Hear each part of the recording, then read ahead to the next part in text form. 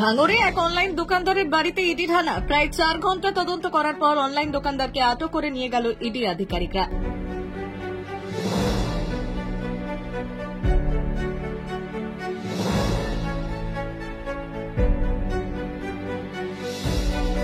দক্ষিণ চব্বিশ পরগনা জেলার ভাঙড় 1 নম্বর ব্লকের অন্তর্গত চকবড়ালি এলাকায় এক অনলাইন দোকানদার জলিল মোল্লার বাড়িতে সাত সকালে ইডির হানা। তবে স্থানীয় সূত্রে জানা গিয়েছে, বালিগাদা এলাকায় আগে একটি অনলাইনে দোকান ছিল এই জলিল মোল্লার। পরে কৈখালী এলাকায় একটি অনলাইনে দোকানে কাজ করে জলিল, কিন্তু আজ হঠাৎ অনলাইন দোকানদার জলিল মোল্লার বাড়িতে 6 জন ইডি আধিকারিক 3টি গাড়ি করে এলেন। সঙ্গে রয়েছে কেন্দ্রীয় বাহিনী।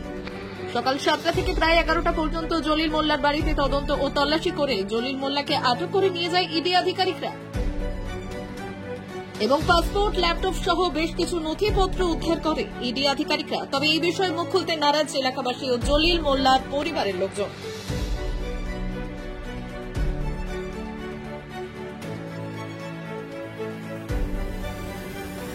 Bureau report, ICTV news Bangla.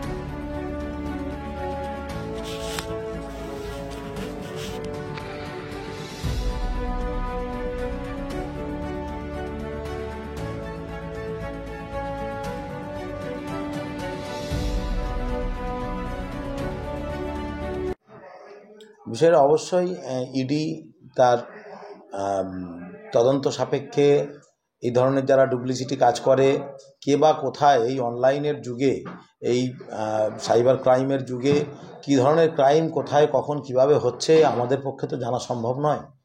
কে কোথায় কিভাবে, আসলে অনলাইনের অনেকগুলো ভাঙড় এলাকায় অনলাইনের অনেকগুলো সাইবার অফিস রয়েছে, সেখানে সাইবার ক্যাফে রয়েছে, সেখানে বিভিন্ন রকমের কাজ হয়।